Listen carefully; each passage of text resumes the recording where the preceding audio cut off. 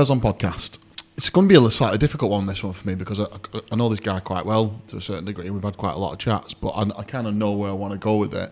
But first of all, it doesn't really need to introduce yourself, but could you please introduce yourself and just tell us a little bit about what you do? Yeah, all right. So I'm Ed Purnell, and I help franchisors to fine-tune their franchise recruitment and amplify their growth. Okay. We're going to talk about franchising at some point in this podcast, but I want to talk what we were talking about downstairs before, and treating people like a child and like children. What do you think? Yeah.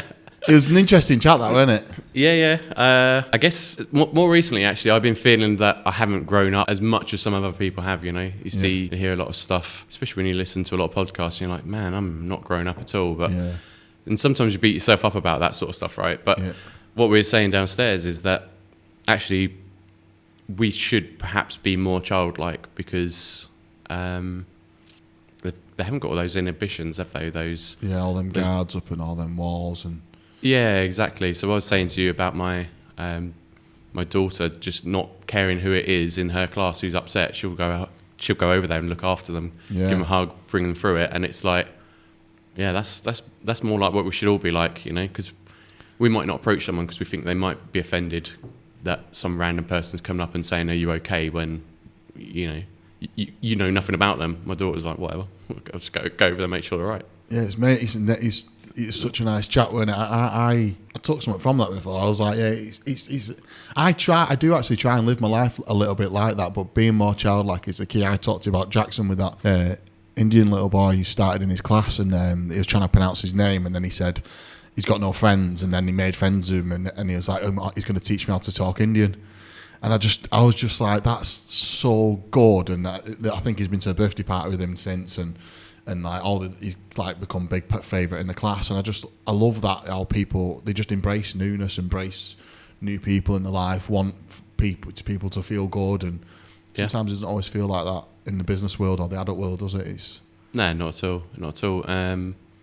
So the other thing my daughter's done recently, so she has an Asian friend in her class. Well, her family are Asian. She was born in the UK, this little girl.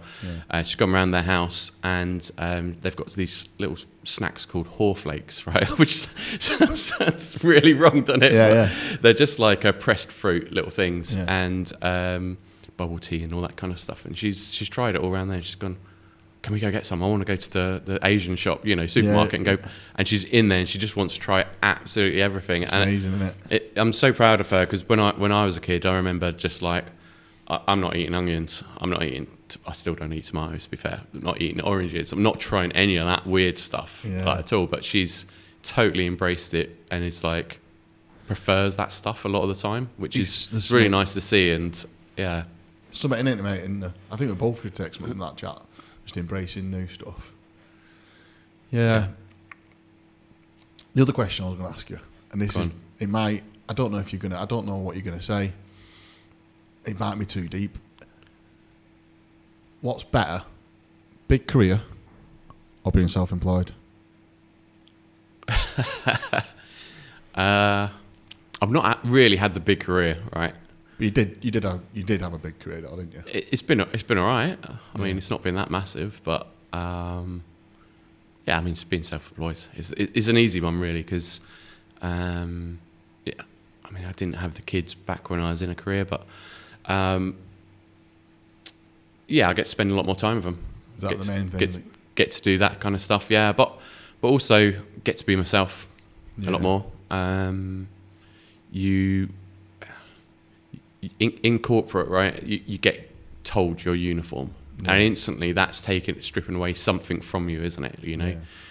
And you get told kind of scripts, and this is how you're going to do things. You have to follow someone else's process.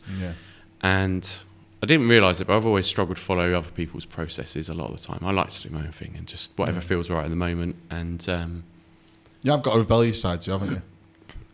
Yeah, apparently so. Yeah, you have.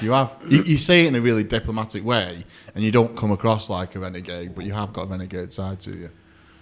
I guess just get to that point where I was like, I've had enough of just doing stuff for other people.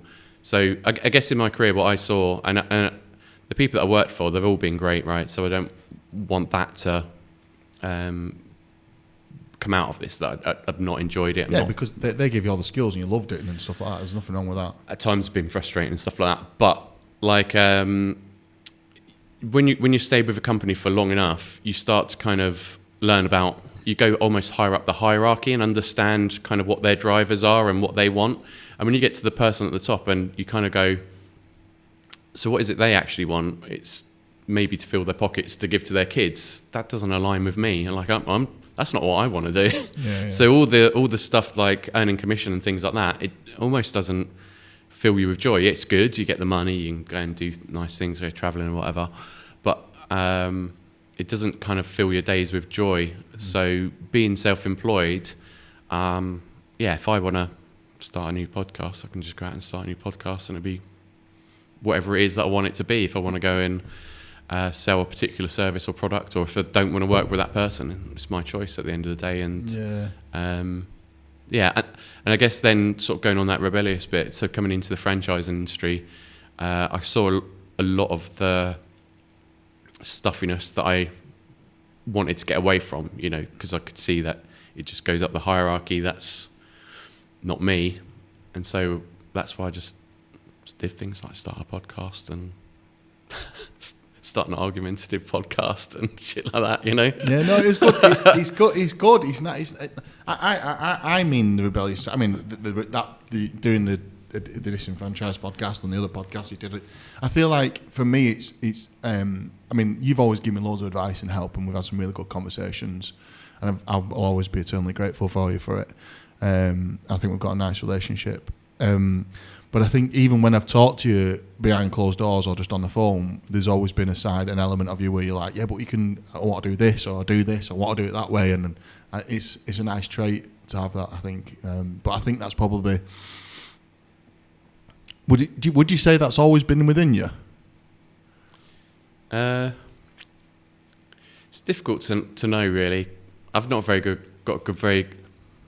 can't speak properly, and I haven't got a very good memory. Like, I tend to try and live in. Well, I don't try to. I tend to live in the moment. Yeah. So I'm not very good at future planning for myself and looking back. Kind of what's happened.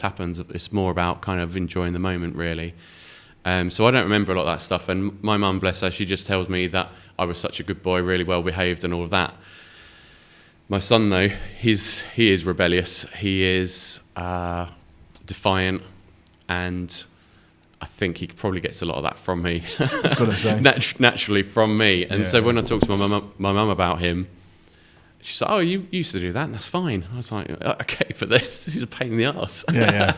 I love him for it, but yeah, I think I probably have been. But I guess the other signs of it are like going out with my mates.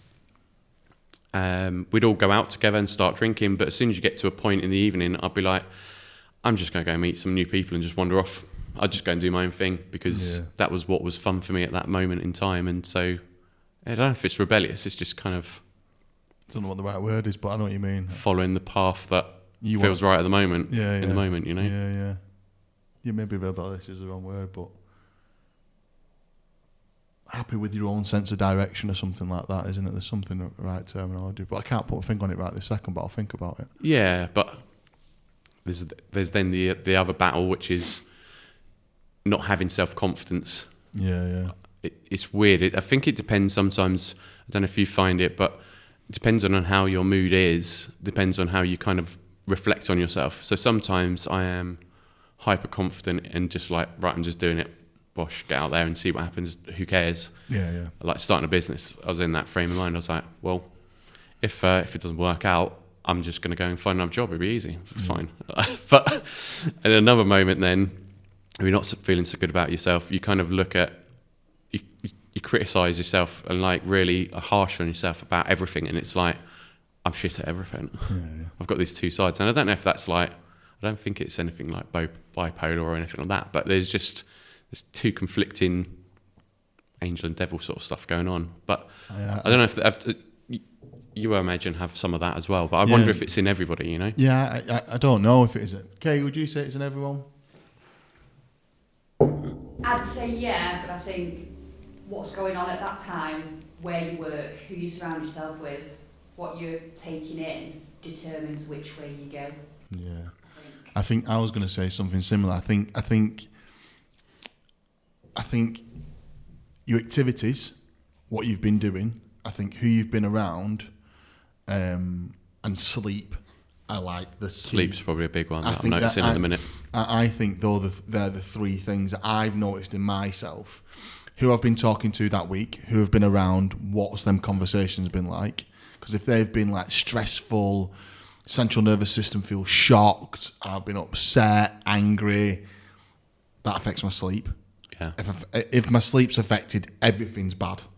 And then activities, what have I been doing? Drinking, I've been taking drugs, I've been staying up late, I've been having conversations with people I don't know who aren't on the same page as me and then changing my thought patterns. Or have I been doing meditation, have I been doing yoga, have I been doing running, have I been training? I think those three things mixed together kind of determine my thought process. Yeah. Like very recently, obviously I'm getting separated now. I'm going through this divorce and I'm very high. Like one day I can be like, yesterday I went home at 10 o'clock and got in bed and spent the whole day in bed and ordered 25 quid from McDonald's. Yeah. But that activity I needed to do that day to make myself feel better. I knew exactly what I needed to do and I went and did it. And today I feel amazing. I feel really good. I had the kids last night. We watched a big new film and it was really good. And I think if I'd gone to the pub with my mate and said, do you fancy a pint? And I'd been in the pub from fucking 2 o'clock, today would be a very, very difficult day because I've had a shit night's sleep or I've had alcohol and I've been around someone who probably isn't giving me the right advice. Yeah. The bit about being around the right people is really important, actually. And you hear it in all those self-help books and podcasts. It's like and all Instagram. that sort of stuff. And you think that's a load of bollocks, isn't it? Right. Yeah, but like that's kind of my first thoughts. But in starting my podcast, what I found is that I was surrounding myself with people like yourself, like business owners, and thinking a completely different way to my mates, you know? Yeah. You know, they've got their lives and that's good, but none of them really own a business. There's one or two that do, but hanging around with the franchisors, although we're not properly mates, just hanging around them and hearing the way they talk, I think part of that gave me that confidence just to go, yeah, of course, just do it. Like, what's the worst going to happen? Yeah, I think I hate it because it's so cliche, but and it is in every single Instagram post, and it is like love, live, laugh signs on the wall in the lounge, but it literally is a lot of you can systematically remove people from your life and systematically start hanging around with different people and change who you are. I've done it. I've reduced my friendship group considerably. I literally have very little friends around me, and I'm very careful at who I have conversations with, and I did it deliberately. I made a choice to remove them people from my life. Literally, stop talking to them, remove them from social media, don't speak to them, stop returning calls, stop going out with them, and because I made a choice that person was no longer. They're not a bad person. They're not a toxic person. They don't take drugs. They're not fucking bad for me in that respect. But the conversations I have weren't filling my head with the fuel that I need. Yeah. And it's selfish and it's harsh and it's makes them feel whatever they need to feel. But for me, you needed it. Yeah. I needed it. Yeah. And I think it's a brave thing to do, but I'm glad I did it. Yeah.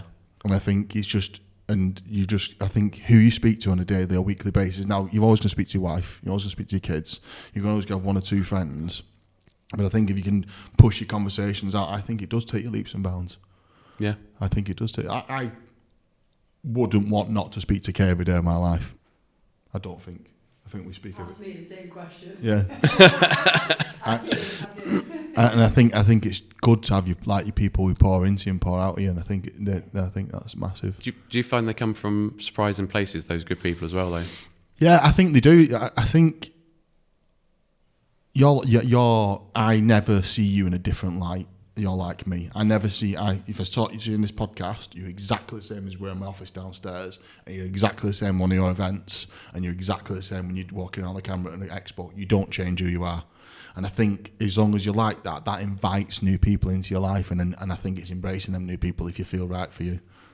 It's interesting you say that, because like I've always felt that I do change slightly depending on the person. Yeah. Not not cynically, I'm not going, right, I'm going to be like this because that person's like that, but because I kind of mimic their actions and approach. Do you know, a mimicking is not the right word, but... Yeah, but that's a salesman. That's a salesman in you, isn't it? Well, so I've been listening to a podcast, an audio book, and I've only got a little way through it, so I don't know all the ins and outs of it, but they talk about super communicators sort of naturally do that, and I think you're one of those that you read the room, you read the person, and adjust ever so slightly according to that person. And you're right, a lot of sales or good salespeople do that. I call it the chameleon effect, being able to just adapt to situations. But I stay to who I am generally all the time. But I might not swear as much if I'm around a certain age bracket, or I won't talk about a certain subject that I often joke about. But because I know I can't do that right now. Yeah. I mean,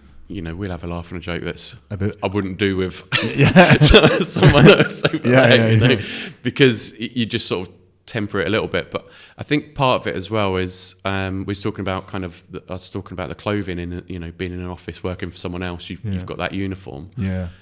Ever since I've stopped doing that and I just wear hoodies and whatever I feel comfortable in, shirts and whatever I feel like at the time, I find I bring the people that are like that to me, to my business, and that's great because I don't want to work really 100%. With the stiffs that much. Do you know what I mean? It's a big topic. That's brand. That's about it's about your personal brand and who you are and who you want to work around you, because But it's all. Do you get this though? Do you struggle with not being liked or people? Because I get that, mate. Because I've got hand tattoos, I swear, I turn up to expos in trackies. I notice there's sometimes a frostiness from certain individuals in the franchise industry, because I think they want to put that barrier in place because they're like, who is this guy and what is he like? And then the ones that do know me, they don't care. They can have a suit on and they don't give a shit. They'll hug me and we'll have a good chat because they know that I'm not like whatever they're creating an environment. Have you found that yourself? Maybe I'm blinkered, but I don't see it that much. Yeah. And I kind of don't care when I'm on a good day. Do you know what I mean? Other times it's like perhaps I should go back and be a bit more business-like. The business in brackets, and be. I was contemplating coming here. I was like, right, obviously if people are going to see this. Should I be the guy who puts the shirt on to smarten up and sit upright and all that kind of stuff? And then I was like, what's Ryan going to say if I turn up in a three-piece suit and all that? You'd be ripping into me, wouldn't you? So oh, fuck it, no, just be myself. And if people like it, they'll be attracted to that. If they're not, then that's it. And but you can do both. Not to pull it into franchising too quickly, but I think the same with when you're putting your brand out there, right? It show the authentic stuff that goes on, the real people, and sometimes that's staged. Nice camera set up, putting a shirt on to kind of answer some questions isn't always the right way. I think it's got its place sometimes, but it becomes too DFS. No disrespect to DFS because they're amazing, and they're a massive company, but I mean that it becomes a little bit too the same. That's what I think. Sometimes it becomes a bit too the same. You can't see the personality. No, it loses its personality a little bit, but everyone goes shops at DFS, I guess. So I could be wrong. Get what I mean? There's some wrongness in what I'm saying. Everyone fucking knows who it is, don't they? But I don't know if it's got its personality. It's lost its personality a bit. Maybe, but they've got the monopoly a little bit, haven't they? Yeah, I suppose. If you go elsewhere, you've got to pay a lot more money to pay for that personality. Yeah, that's true. Maybe I should put my prices up. Maybe you should. I don't know. Fuck knows. Let's talk a little bit about franchising, because it'd be interesting. I want to hear. I know your journey, but I want other people to hear your franchising journey. Talk to me a little bit. How did you get into franchising? Where did you start your career? You didn't go to uni, did you? No. You didn't go to uni, did you? No. So what happened when you left school? What happened there? I don't know if I told you the story of kind of why I ended up leaving school. No, go on. So I was always the good kid at school. Well, one of the good kids at school, right? In and around the teachers. Were you academic, were you? Or? I didn't study hard. I was naturally pretty good at some stuff, like maths. It was if I got taught it, it's like, okay, I know the basic formula. So the next time it comes around, it's like, okay, I don't need to go and study and cram. It was just like quickly beforehand, what's that formula? As long as I can remember that formula, it's like done. Do you know what I mean? I found that side of stuff really easy. Creative writing came fairly easy, but I probably could have got a lot better grades at GCSE level if I actually applied myself a lot harder. You know, there was geography, right? They wanted you to do this report on. I can't remember what it was. It's too boring to remember. But everyone else has come up with this big stack of papers like that. I've spent the night before and got about 20 pages pulled together. Yeah. And I think my grade, they were saying to me, looks like off the back of your coursework, you're going to fail, basically. I got into the exam and pulled it up to a D, and that was my favourite result because I was like, man, I'm good in exams. Like, No way. I got like an A in maths and B in English and stuff like that, you know, so it's all right. But anyway, so in the classroom, I was pretty well behaved and all that kind of stuff. Outside of school or during breaks and stuff like that, I was generally pretty good as well. But man, it's the rebellious bit that I wouldn't put shoes on. I just walk around school in trainers, untucked shirt, tie off, because I'll be playing football at lunchtime. Where's that come from, Ed? Is your dad a bit rebellious? Your mum or your brother, your sister, or something? Where's that come from? That don't know, to be honest. You need to dig into that. Honestly, I don't know. Actually, it probably do. It's my mum. Is she a bit creative, your mum, or something? What does your mum do for a job? At the minute, she's cats protection. She volunteers. Right, yeah. But yeah, she doesn't like going to the doctor. She's like, no, fuck that. And she gets that from my granddad. I remember, so my granddad was a fisherman when I knew him anyway. I think he was in the Navy before that or something. But he wouldn't go to the doctors or dentists or anything. And I remember we turned up one time at his boat, and he's there with blood pouring down his front. He's pulled his teeth out with pliers, and he's got a bottle of whiskey in his hand. Just yank this one out. That's where your mum's got it from, and she's given it you, hasn't she? Probably, yeah. She's got other stories, like she used to work at the local zoo, and there'd be celebrities that come along, you know, and she's told me about it. Damon Hill tried to skip the queue, you know, famous racing driver at the time. And she went, "Oi, you're not jumping in. I don't care who you are and how fast you are. You get to the back of the queue." Yeah, I love that. It's like, I don't care who you are, you know, what level you think you're at. You're just another person. You're another human being. Else. Yeah. So anyway, so I got in sixth form, and I was basically just walking around, dressing however I wanted to. And some classes I was in, some I wasn't. My art teacher, bless him, one of them I'd go to and be like, I want to go get some inspiration from in town, is that cool? And he's like, yeah man, just take your notepad and all that. Yeah, we'll just seafront sort of town, go check out the boats and stuff like that. And then there's the other one, I'll be like, so I haven't got enough money for lunch today, can I just borrow like £5 or £10 or something like that? And then go to the pub with my mates and play pool. That's what we used to do, and then come back later. And I wasn't doing that well, because when you got to that level in education, you needed to apply yourself a bit more than I was. And I remember the deputy head came up to me one day in the hallway and said, look, the way you're dressing, the way your grades are going, you've got to sort yourself out, otherwise you're going to end up getting expelled. It's not good enough. Yeah. So I swore at him, stuck my fingers up and said, fuck this then, I'm leaving. And that was pretty much it. That's it, you just walked out and left? Pretty much, yeah. I spoke to my form tutor, who's the art teacher, and he was like, going to art college and do something like that. But I had a part-time job putting up marquees, and that was fun. I was hanging out with my mates and playing football and drinking, and I ended up doing that for 8 years in the end. Which was too long by at least a couple of years. Yeah. Didn't really grow up, is what happened. And for the last 2 years I was trying. I sort of left for a couple of months, did some call centre stuff, and went back. And then I got to that point where I was, my brain just wasn't being challenged, you know, like I was bored. Yeah. I was bored. I was smarter than what that job was offering me. There was only so much swinging a sledgehammer around you can do. What age was that about, Ed? When you left? So I left school when I was 16, 17. Then I was there for 8 years. So I'd been like 24, 25, something like that.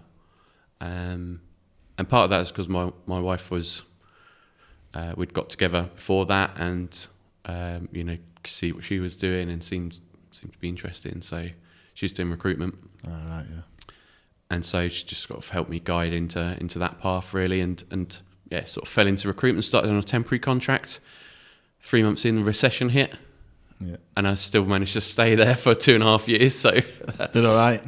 Sorry, did all right then, didn't you? I must have done something all right. Yeah. Like to have stuck it out for that long during a recession, when everything was just on its fucked. ass. Yeah. So then left there for. It's a small consultancy, but we were recruiting internationally for companies like E&I. So E&I are like BP or Shell, but their head office or all of that's in Italy. So I was recruiting people from all over the world to go and work in Angola, Mexico, Australia, all sorts of places, the Caspian Sea, all over the place. And these big big earners, some of them earning 300,000 mad, that, isn't it? plus per year, and only working half of it. Yeah, different world. Yeah, I guess Different it's mad, but they're all the same. At the end of the day, they're just like another person. Yeah. Which is interesting, isn't it? Yeah, I know some people who earn that sort of money, and it's I don't know how. I guess sometimes it's hard work, isn't it? Being in the right place at the right time, or just building yourself up. But yeah, so they are just the same people. But I think most people who earn that sort of money are quite chilled, are quite realistic. Well, from my people I know who earn that sort of money, they're very real, very normal people. Yeah. Yeah. They just got themselves into a situation where they're giving a lot of money Yeah. a lot of the time. Yeah. Some of it's risk though in the oil and gas industry. So you heard a lot of stories about the camps that they go. So a lot of them, they go to camps for 28 days and they don't go outside that camp. Wow. They've got restaurants on site, gyms and all that kind of stuff. But it's all, they'll get driven to there with security guards in a big 4x4. They've all got their vests on and machine guns and stuff like that, escorted into the site and out again and stuff like that. One guy I spoke to, so it wasn't a project I was working on, but it was the Insala project. It's somewhere in North Africa. I think maybe it was Algeria or somewhere. But anyhow, he was there when their refinery or wherever he was working was attacked. And he was telling me the whole story of we were just hiding under the desks, we could hear, we had doors locked and all this scary stuff, like other guys that are driving along in their Jeeps and they get pulled over, all the tyres are slashed and it's like war zone outside, You just wouldn't do it, would you? But that's why they get paid. That's what they're getting paid. A lot of them, they're getting paid the money. And they're maybe just like commercial managers, do you know what I mean? They're not even on the rigs or something like that. They're just in an office. Still be going on that now, won't they? Still be doing that job. Yeah, definitely. Places like Nigeria, there's oil bubbling up out the ground, or the pipeline's pretty shallow, and you'll get people that just come along armed and just try and take the oil because they can, a bucket full of oil is going to sort them out for X amount of time. No way. Mad life, innit? Different world, different ballgame. Yeah. So I learned a lot from doing that and speaking to those people, and I think recruitment's good because it helps you to learn about businesses in general, like how they're structured and how, and especially the oil and gas, like how the world works, because it's insane the stuff that's out there. We just take for granted, like you get gas come through into your house, and it comes from some sort of pipeline somewhere, but where does that actually come from? What's actually happened? And I mainly worked at the front end, so it's called feed. So the people that do the design and commercial and all the buying and procurement and supply chain and all that good stuff. But you sort of just look into it because it's interesting. Yeah. Well, I guess you have to. It's like Jake who works for us. He has to understand what he's doing because, well, when you're placing someone that sort of money, you can't sound like a dick on the phone. You've got to know what you're talking about, haven't you? Yeah. So it's interesting how you got. I mean, you can wing it for a bit, but there's going to be someone who's going to rat you around the finger and go like, "You don't know what you're talking about." Yeah, exactly. Yeah, you want that credibility, kind of. Yeah. I think you have to sort of wing it a little bit at the start when you're trying to learn. No, actually nowadays I don't think you do. I think it's better to question and be honest with people. But that's what I felt at the time, I guess, in recruitment. It was like it's because you're made to wear that front, and you've got to be the professional, super amazing brand. Yeah. Now I think about it, whereas I don't do that anymore. I'd rather question, be curious. Yeah, transparent. Yeah, whereas before it was more Blag it. Yeah. I mean, fake it till you make it does work to a certain degree, but also I think the world has changed. I think people aren't scared of asking the curious questions. Even if you're recruiting someone, almost like, how do you know about this? And I think if you've flagged it, I think you look stupid and you lose credibility. Like I remember when I started in recruitment, and I was very much like, I don't know anything about education, but I just learned asking questions and sitting down. And I was really transparent with the people, like the business managers in the schools, the teachers, the head teachers, the receptionists, just being really transparent about who I am and what I do, and almost selling. I was a used car salesman, and I've come into this with my auntie, and I'm learning about it. And I think, could I have got in business quicker? Maybe, if I blagged it. But I think I learned more, and I took those individuals on my personal journey by being transparent. I think that helped me. I think I got a more of a relationship with those individuals, and I laughed with them and got to know them better because I told them what the fact was. Where you're at, yeah. And I think it. I think about it in franchising like that as well. Sometimes I know some of the smaller franchises, they're kind of like, well, we've got to pretend that we're this kind of big organisation, and how do we kind of put this face out there that shows people we know what we're doing and we're all good and stuff like that. But actually, what you probably need at that time is somebody who is a little bit more entrepreneurial and wants and is excited by that challenge of growing it together in some ways. And you will only get that by being open with them and saying, look, I've only got one franchisee, we're going through it, we're 6 months in, things are looking good, we're looking for the second person to come in. And that to a lot of people is going to be really attractive because they get direct access to the person who started and set the whole thing up. But also they've got a little bit of a say, you know. Yeah. You come into a bigger franchise and sometimes it is so templated, it's almost corporate, and you don't get to see the founder because there's 300 people between you and the guy at the top, you know, sort of thing. So yeah, that openness and honesty piece I think is really important. Yeah. And it's helped me to get better relationships in the franchising world as well, just being exactly who you are. Yeah, it's a funny piece of work, that, actually. I need to remember that for the future. I kind of like that anyway. I don't think I'll ever make the mistake again of trying to front it when I don't know what I'm talking about. Yeah. I think sometimes I find myself do it a little bit, but then just correct it. That's what I do. That's what I find myself doing more is I did it with Kay earlier, right? So she said about, was it transition something or other? Oh yeah, transitional skills. Transitional skills, and I started to say, oh yeah, and then I went, no, I don't know what that means. So, what is that? Okay, he's got no transitional skills at all.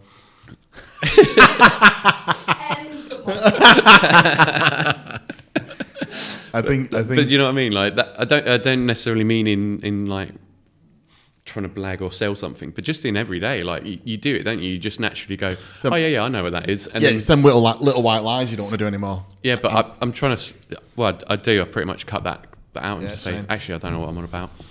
Tell me more. Yeah, it's actually quite nice to pretend that you don't. Or not pretend, just say you don't know. It's nice. Yeah, I do it quite a lot in franchising because it's like Theo, for instance. Or I'm trying to think of another. Theo's a good example, but he knows quite a lot about business. Or John Preston from Mathnasium. So John and Theo, you get around the table with them two and start talking about figures. Like within 20 seconds, I'm like, I ain't got a fucking clue what you're talking about. I don't want to speak to you. Do you get what I'm saying? But they both know me well enough, and I've got a nice relationship with them both well enough. And I'm like, just explain that to me, dumb it down for me, and tell them what it's about, and I can get on the same level of conversation with you. And I think if I hadn't had a word of myself and kind of done the same thing you're doing, I would have just got lost in the conversation and been nodding and walked away dumb, away feeling inferior. But instead I walk away with a book to read, an half-decent conversation and some interest in the subject. Yeah. And I think that's the same thing, isn't it, of just not telling them little white fibs or pretending and just not dumbing yourself down, but just saying I don't know. Yeah, I think everyone does it at the end of the day. And it is not battle. That's the wrong word, but it's something you consciously have to do to start off with. I'm finding it more natural now than I used to, but yeah, it's important. Is it an age thing? That do you think? How old are you? 21, mate. No, 41. Yeah, same as me. 42.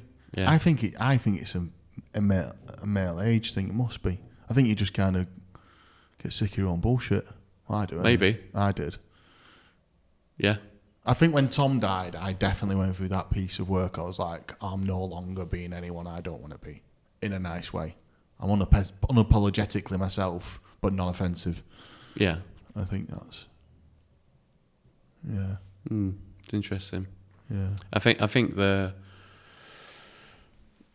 time that I sort of changed a lot of the way I am and the way I was is so after doing all of the recruitment stuff, I needed to do what I actually wanted to do, because I kind of fell into it because it was like, right, that was use my brain sort of thing. But I've always wanted to do something creative, really, I think. So yeah, it was when I was watching a lot of TV, and just consuming all the time. And what happened is I saw something on social media or something like that, and I was like, it said there are two types of people in the world. They're either consumers or creators. Mm-hmm. Which one you choose to be will determine whether you're forever chasing your own tail, trying to pay for stuff, or if you're creating the life that you want for yourself, being the creator. And that's when, I was like, actually, that's what I want to be, is more of a creator and build stuff. I've lost complete track of where I was going with that, but yeah, I think I don't know where you're going to go, but you were talking about a period in your life where you just decided to do that. I don't really know, but I hear what you're saying about the creative piece and wanting to give back instead of just consuming all the time, and it's a nice space to be. You like music, don't you? Yeah, that's another thing side of you. Is it? Have you played music forever? No. When did you start playing the guitar?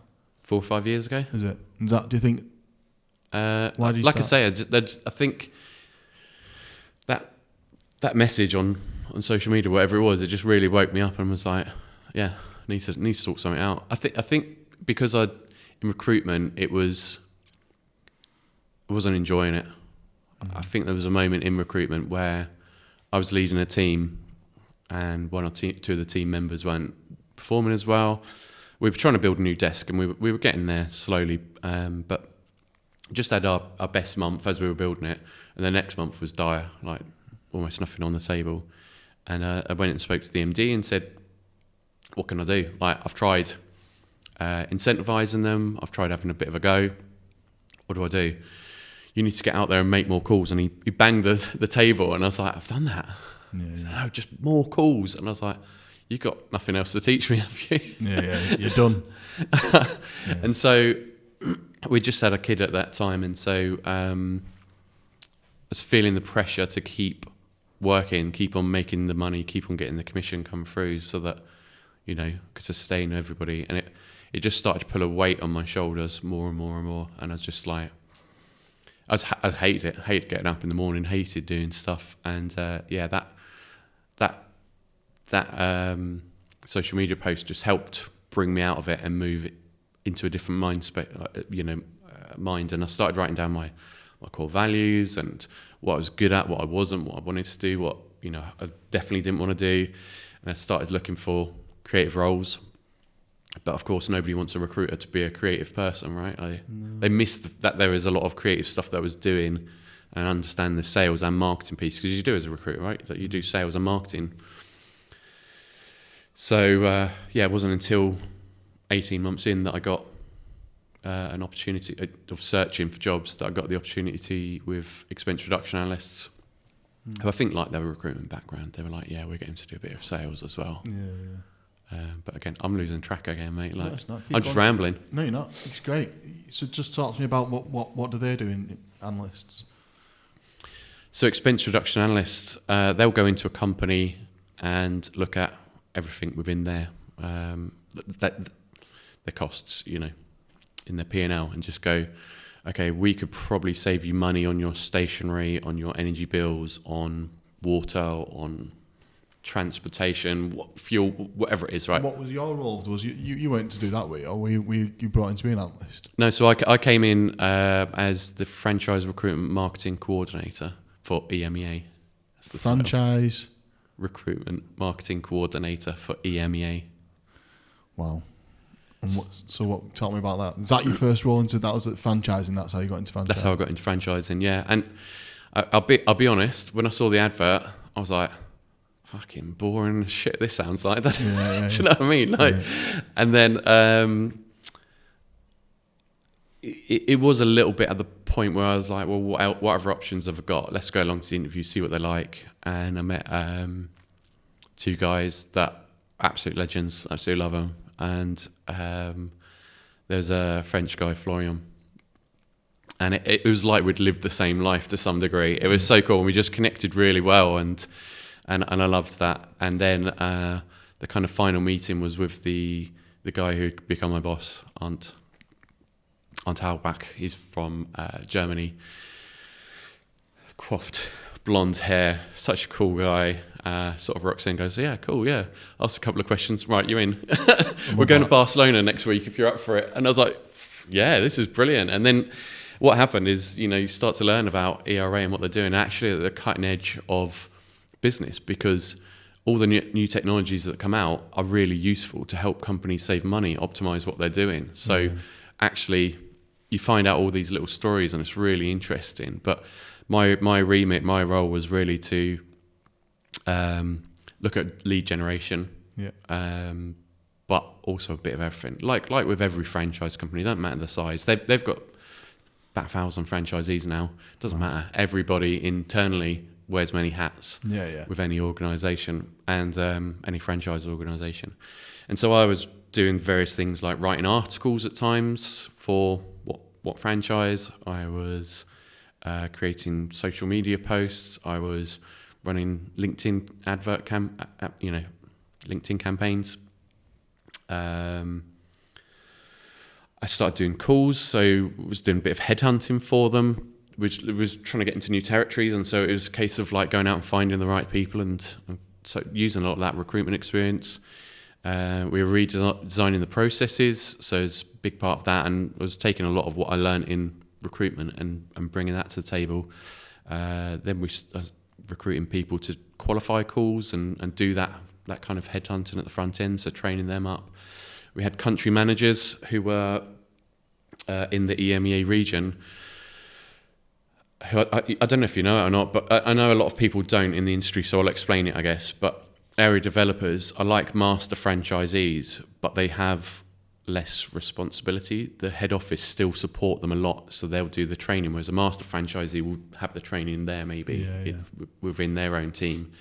The area developers can utilise the head office team a lot more for marketing and training and all that kind of good stuff. So the country managers, I was working with them to help them improve their leads. Were you doing all the countries, Ed? Were you doing all the world, or just England, or? No, so I didn't start off with too much with England. I was doing more Europe. Mad that, innit? Do you not think that was like a blessing in disguise? Like, what a fucking opportunity, really? Yeah, so like I say, I'd start off with, you're like, this looks boring. Then it got exciting, and then you kind of... So I had Fred, who's the founder of the company, his office was like just over there. Yeah. And every day he'd have a new thing that he wanted me to do and create, and it's like, Fred, I haven't done yesterday's thing. Like, and you're taking up an hour of my time and stuff like that. And you're sort of a bit frustrated at the time a little bit. But what I realised is I learned so much from him, insane amounts. Like, I didn't even realise that. Like, I talk to people about the challenges they're facing today, and I'm like, oh, I know what to do there because Fred's told me about that. It's amazing. So yes, there were two things. So there was that side of it with Fred. I got a lot of learnt massive amounts from him and from Arns as well, and from Paolo, from all the guys there. They're all really smart, intelligent, dynamic people, moved fast, which is good. But also because I was doing all these different things in the franchise recruitment team, I think I was doing at one point for the country managers 60 discovery calls per month myself as well. Fucking hell, mate. Good, what a fucking turn of events though for you getting that job, innit? Yeah, I mean, did the marketing stuff, that was great. But then I ended up being dragged back into the recruitment and sales because, you know, there's a bit of commission and stuff to be earned from that. And it's natural lean to, isn't it? If you can do it, and then why not? Yeah, and it kind of gave me that rounded kind of view of what franchise recruitment is as well, because I'd done so many calls, you know. And also, of course, and I've got the cultural different scale as well, having that ability to talk to different cultures, and then also working directly with the founders, so getting all of them beliefs and values that you wanted to know about, and all them different ways of dealing with different things. I was kind of used to dealing with people internationally anyway. From all that's what I'm saying to you, but it's just that being able that transitional skill from recruitment, international recruitment, into that, and then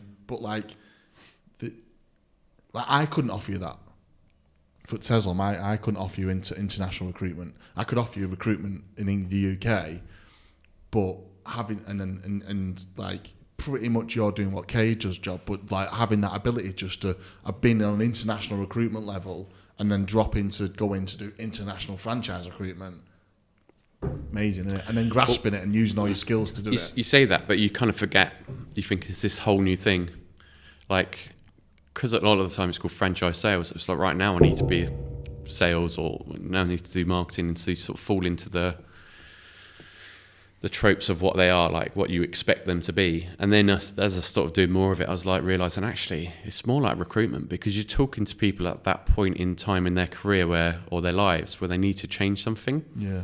The motivations are the same. It doesn't matter if they're looking for another job or what it is. It's not because they want a job. It's because they've got something else in their life that they need to change and tweak. And so they're out there looking for it. And the thing is, most people just go for the job boards because that's all they know is the next option, or start your own business. But that's scary as fuck. So you just go for another job, don't you? Yeah. And that, just to sort of tie it back in and around.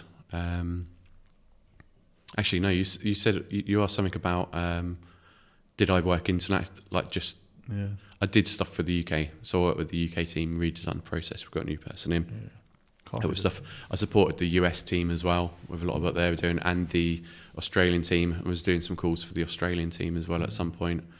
And then I trained the country managers on franchise recruitment when they came in as well. So new guy in Hungary, Qatar, Greece.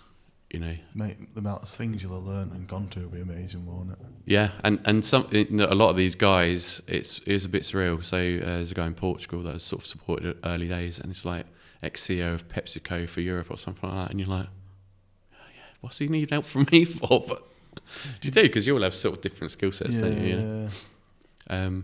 But yeah, to sort of bring it back round, like. The thing that I probably learnt most is that there was this thing called franchise, and a lot of people have heard me say this before, but I was like, fuck, hang on a minute. There's all these other brands out there, like that, dog walkers, there's website developers, there's recruitment companies, all this kind of stuff. And I was like, I could have been doing something creative a lot sooner than I am now if I'd have been aware of it as an option. Like, could have gone from putting up marquees and just got myself sorted and got straight into it. So in my early 20s and done it, rather than going through a 10-year. I think sometimes you've got to do something you've got to learn your lessons. I genuinely believe this. I think in like between school and whatever age, you have to do something you don't want to do anymore. Like, I sold cars, I was mega right, I loved it to pieces. I don't regret a day doing it, but fucking I wouldn't do it again. Yeah. I wouldn't do it again. I sold my soul for that job, but it taught me loads of skills. I made some really good friends. I enjoy going to work every day, and it taught me a lot of things. But I think you have to do something enough to realise you don't want to do it anymore. So find something you love. Yeah, I'm not saying back then I would have done franchise. I probably would have gone, that's a fucking scam. Screw that, what, you know. But it just wasn't an option. Didn't enter into my sphere at all until I went and worked for ERA and or ERA Group as they're called now. I should say that more, ERA, not ERA. But yeah, they opened my eyes to that world, and it kind of pissed me off that I wasn't out there a bit more. And you sort of start to think, well, why don't people know about it more? And everyone just thinks McDonald's and it's a scam, but there's this whole spectrum in between, like there is in everything in life. And that's when I kind of then decided, well, I need to do something about it. So that's when I started the Disenfranchised podcast, just to try and educate the world a little bit on things. So, do you think having your first child was the reason why you kind of wanted to change? Do you think it made you change things? I told you I've got a bad memory on some of this stuff, so I'm not sure. Maybe a little bit. Made me change my thing. I think there's points in a man's life that I think make you dramatically change things about yourself. My personal opinion, I think. Yeah, you're probably right, but I just never thought about it. I don't think back. Yeah, you live in the present moment. I love that about you. Often. Nice, isn't it, Kay? Do you know what I think? Too much though, at times. Yeah. I wish I had a little bit of it sometimes, because I riddle myself with anxiety and worry about things sometimes, and I should just live. My mum's got the most amazing ability to be like that. My mum has the best. She's the best person in the world at saying not stressed. You're very similar. You don't seem to get very stressed. Not really. No. But it's funny. So the time when I felt most stressed was probably before I left recruitment. And so I lived at one end of the high street and worked pretty much at the other end. So my days, all it was back and forth along that high street, stop on from the pub on the way home, getting a kebab and then going home, and that sort of stuff. But in my younger years, sort of in that 16, 17 sort of period, or even sort of to the early 20s, I was outside all the time, going out and about to different places of the county, putting up marquees. But even then, in the evenings, I'd go out on my bike until the pub opened, and I'd just be cycling 20 miles with my mates or something like that. And then going into that period where I was just seeing the high street, I think that added to it. And it wasn't until I was like, right, I'm going to get back out on my bike again. And me and my mate got a bike. And I remember I cycled down this country lane and I saw a crow or a rook or something like that on a fence post. And I was like, wow, this is just so amazing. Sounds shit like what nutter, right? But at that point in time, I realised that actually you just got to get out about it a bit more and appreciate those moments, because the stuff that we've built with humans great and stuff like that, but actually just nature and appreciating just the stuff that's around you. Has it always been a part really of life, cycling? Has it always been something you kind of done? On and off. Like, I'm not like a serious cyclist like some people, but because running's something new into your life, or have you always done running as well? I used to run for fun when I was waiting for my mates to come finish work. Yeah. Like, I just get around the football pitch and just run around it until I was like, right, that's time. So running, cycling, always done a bit of it, but never super seriously with any of it. I've done.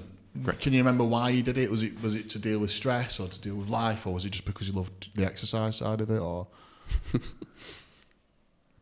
I guess I enjoyed it. And maybe it's the freedom of it. Yeah.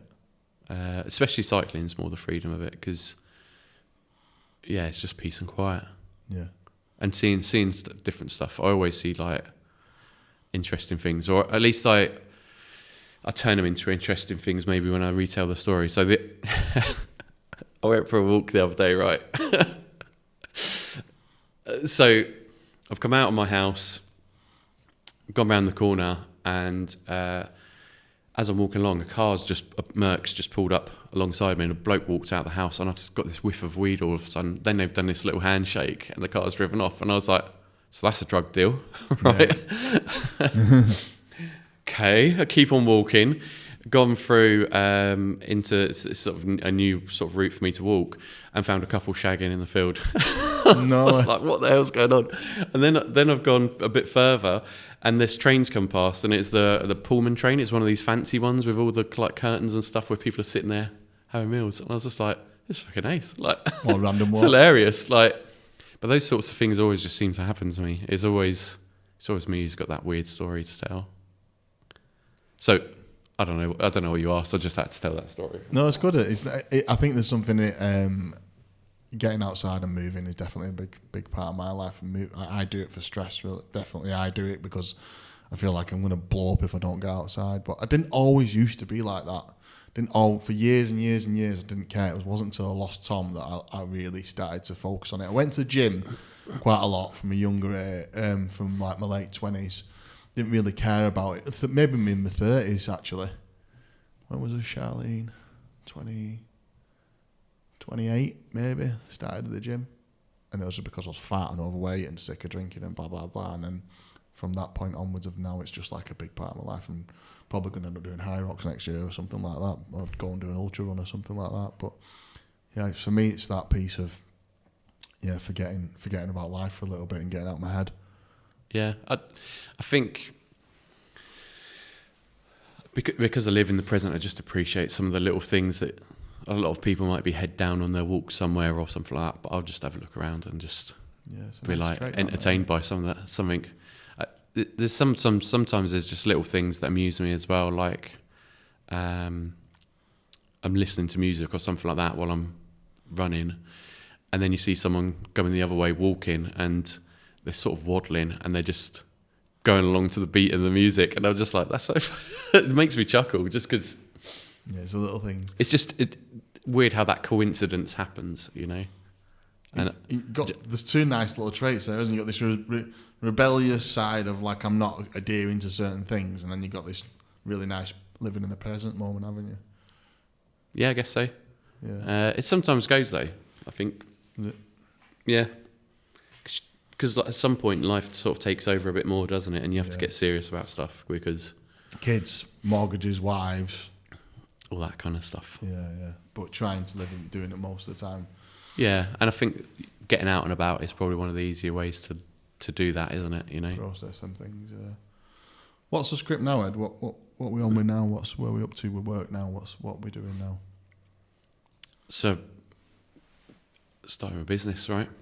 Did the podcast, got to know a lot of people, saw that I'd learnt more than I thought I had at Era, and could maybe help in two ways.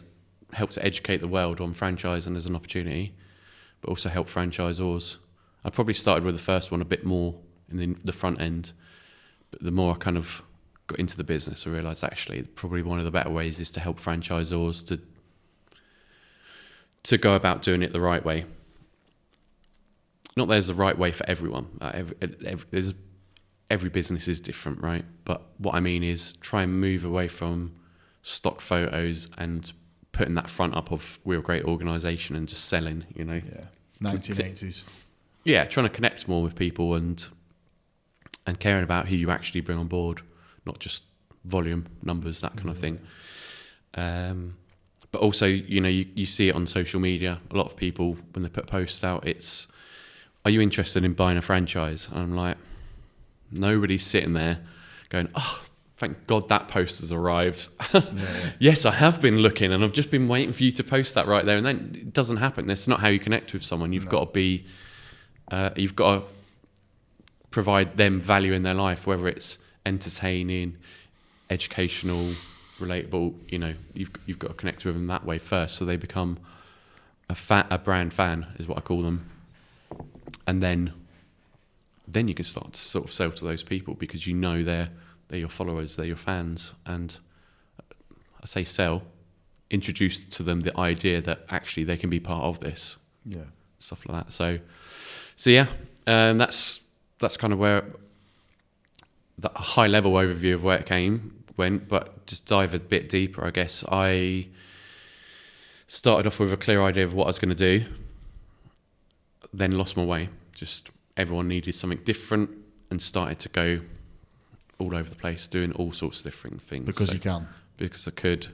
I'm quite good at turning my hand to things pretty quickly as well, so podcast editing became a thing that's just in my wheelhouse. Video editing, graphic design, copywriting, then consultative side of things on various different elements, a bit of sales training in there as well, you know, just everything. Lead generation, bit of everything. And I said to you, and I said to a few people, put a post out recently that went through a bit of an identity crisis early on this year because a couple of things dropped out, all amicable. It was all good, and it all made sense. I understood why we stopped working together. But I was just looking at the next month, going, "Fuck, what am I going to do? Right, I've got to go back out and push the accelerator a little bit. Do some business development." And I was like, "Well, how do I do that? Because I don't even know what the fuck I'm supposed to be doing. I haven't got myself a job title. I'm just the nice guy who sort of helps people out here and there, but no one really knows what I do." So I spent a good few months sussing that out, with a lot of help from a lot of people along the way. So a big person I'd want to shout out to is Simon Bishop. He was the one who sort of gave my head a wobble when I was like, I might just jack this in. Like, I'm shit at it, don't know what I'm doing. And yeah, he was just like, hang on a minute, look at what you've built so far. And I did all the sensible stuff, and I was annoyed at him for it, but honestly appreciative of all of that. Tim Morris as well has been massive help along the way, and just kind of helping. But I actually, one of the big things was paying for somebody external to all of that to just go through it and say, what is it you actually do? And that's why in the intro I was a lot more precise in what it is that I do, right? Like, I spent a lot of time to get to that point, launching the website, all of that kind of good stuff. And brand personality. What do you do exactly? Yeah, I was, with the website initially, I was like, I don't really want my face plastered all over it. I'm actually, some people will be surprised. I don't know, I put my face out there a lot. There's no pictures between the ages 16 and 30, well, until I had a kid, basically, of me, because I just didn't really want to be in front of the camera. You're not? I still don't really enjoy it now, but I do it because I know it's important to help people connect with me and know who I am, Yeah, I don't think a lot of people like being in front of the camera, but you've got to push yourself to do these things, haven't you? Yeah, I say that. Like I say, some days I love it. Yeah. More so on video, maybe, when I'm pissing around with something or other, but yeah. So what exactly do you do? Tell me what you do for a job. What's you doing now? So 3 things with a franchisor, really. So this is the levels, right? I've got the front end strap line. The 3 levels are audit. So look at a franchise company's franchisee recruitment and just see what they've got and understand what it looks like from the perspective of the other person, from the person who's potentially applying to their brand. So part of that's a mystery shop.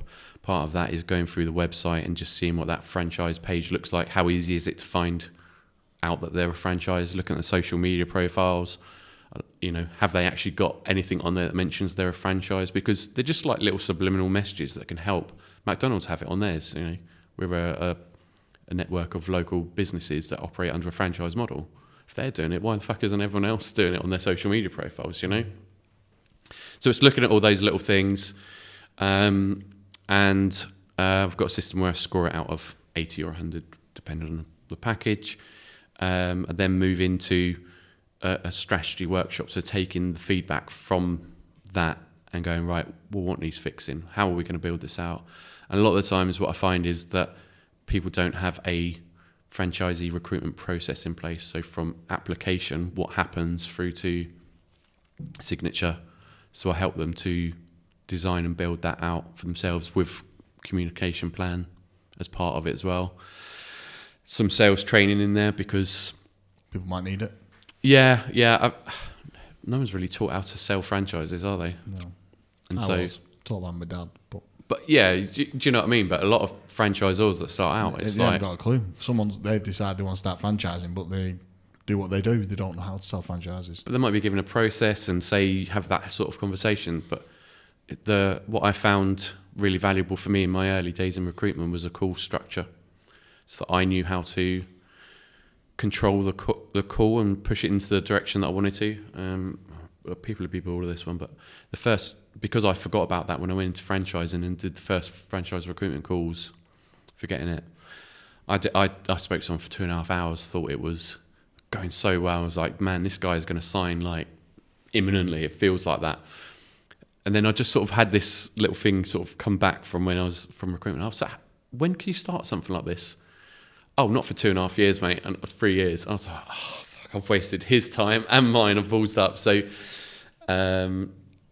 yeah, all those little things that you don't get, a lot of people don't get taught. I'm just trying to help them put a structure around that so they can control and understand and make the most of their time, optimize their time and that of the prospective franchisee. Because if they're just not going to be right, you need to get them out quicker, rather than wasting everyone's time. So yeah, that training piece, not everyone needs it, but there is a bit of it that I put in there as well.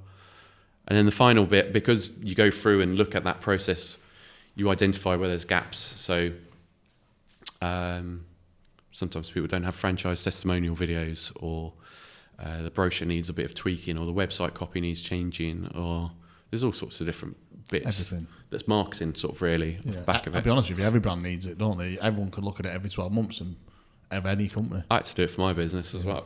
So yeah, you're right. And so so I do some of the video editing myself, but really what happens is I engage with, I've got a videographer I use on a regular, I've got a copywriter I use regularly, I've got VAs that work with me in the background. So whilst at this time it seems like it's just me, actually I've worked with a number of different people to deliver various aspects of it.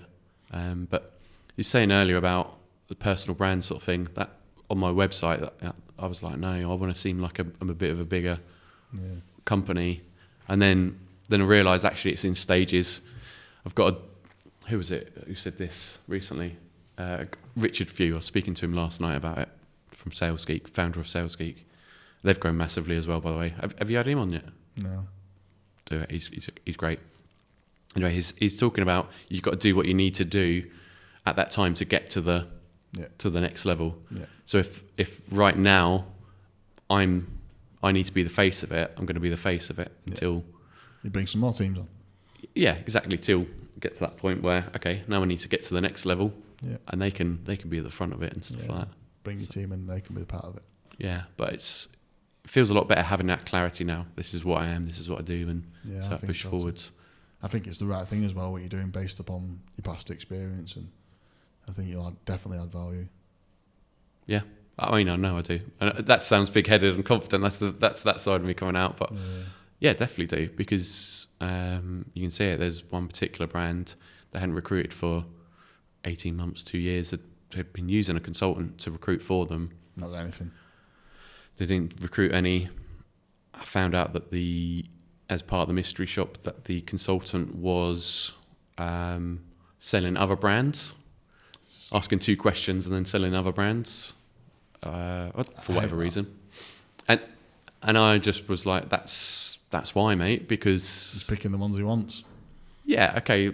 I don't know. I've not had 20 calls with that guy, but it was like, that's part of your problem. They had 3 different emails come through from different sources, from the consultant, from themselves, and from a different brand that was part of their remit. But I was like, it's confusing for the person. Yeah. So we went through and did that whole process, basically. Apart from the back end, they did all the marketing piece themselves. But yeah, within 6 months, I think they had somebody on board, and they finished out the 12 months. Should have been 3, but I think the person dropped out at the end. But yeah, so not big numbers there, but there's a big difference when you look at 2 years without nothing or a year and a half without nothing. Yeah, mate, you'll smash it. I've had enough conversations when you've been around enough. You'll be absolutely fine. I think you can't wait to see what happens next year. Tell me what stories you've been up to and what you've been doing. We'll see, because you never know, do you? Well, you never know anything in life. Nothing's ever certain. No. I'm trying to take a bit of that. I want to leave today and try and live in the present moment a little bit from today. I think it's a good trait about you, mate. I like that about you. Yeah. I'm going to cover. I think I've finished, Kay. I think I've got everything I want out of it. The only one I was going to ask you about was dealing with being a dad and running your own business, and the different. Have you thought about the differences between when you had your career and to being self-employed? Have you noticed your difference being a different dad, or do you think? No. I feel like Not a massive amount. Yeah, no, I feel like you probably haven't. But I think being a business owner has helped to think about how I approach situations with them. You sort of don't want your kids to make the mistakes that you've made, do you? Yeah. Which sometimes I look at it and go, I haven't made mistakes. It's just all brought me to this point right now, which is good. But in other times, you just think, I could have done that sooner. I could have done that better. And you do, and so it impacts you in that way. Whether or not that's positive, I don't know. But I think what you're trying to say is you have lessons from life, don't you? And you want to push it onto your kids as soon as possible so they don't have to go through the same thing. But I think that everyone has to go through them things to push them to do them certain things. Yeah, but I think being around other business people and hearing how they approach stuff, it helps to kind of hold you back from being too pushy or things like that. So there's maybe a bit of that. Running my own business, I spend more time with the kids, definitely, which is good. But also I learn a lot from them as well. Like we were saying at the beginning, really, look at that perfect way to sort of wrap it all up, right? But yeah, I learn stuff from them and see how they interact. And like, yeah, man, I've got to do more like that. I've got to be more like that. Approach it like that. Yeah. Especially, it's like my son at the minute. He's been defiant. He's been a real challenge. But you see him trying so hard to just temper something, so not react instantly in the moment and try and wait until he's calmed himself a little bit. Like, he tries so hard to do that, and I'm really proud of him for that. And I think we all could do better with that sometimes in business. You sort of have that instant reaction of, this is shit and whatever. Like I did with the identity crisis. It's like, fuck this. Actually, if you take that step back and give yourself a moment, you probably make the right decision. I'll sleep on it. Yeah. So I was listening to Darren Brown's Boot Camp for the Mind. It's called his podcast. He talks about the two parts of your brain. So you've got one, which is the get away from that lion part of your brain, which makes the quick decisions. And then you've got the second part, which is a little bit more slower thinking. And that's your biggest challenge, is overcoming that number one reaction kind of thing. But you do that by stepping back, don't you? Yeah, it's tough on that, mate. I think that's a big leadership skill as well. That non-reactive part is fucking difficult. I think I would like to say I'm really good at it in work. I do actually think I'm good at it, but some personal things, I just freak out. I can't help it, but I'm getting better at it. The one thing that my mum's taught me really, really well is to sleep on stuff. Don't react. Stop. And also don't let other people make you react. I learned a big lesson last year, or it might have been the year before actually, with someone at work for me. And they said something, did something, and someone else, I was going to leave it, and someone else influenced me, and I reacted, and it went really badly. And I thought to myself, I am never doing that again. If I make a decision based upon that, I'm not being influenced by someone else to react. I'm going to just stick to my guns, because not reacting a lot of the time is the best thing to do. People might not agree with that, but that's what I find. Yeah. I'll just again, being honest with the person and just saying, cool, thanks for your input. I just need to take a minute. Yeah. Take a moment to think about this. Yeah. I don't know. I'm going to call it a day, this podcast. I've covered everything I possibly can. I think I got everything out of it I wanted. I really appreciate you coming on, mate. No worries. I wish you all the best of luck with 2025. Cheers, man. It's been good. Cheers.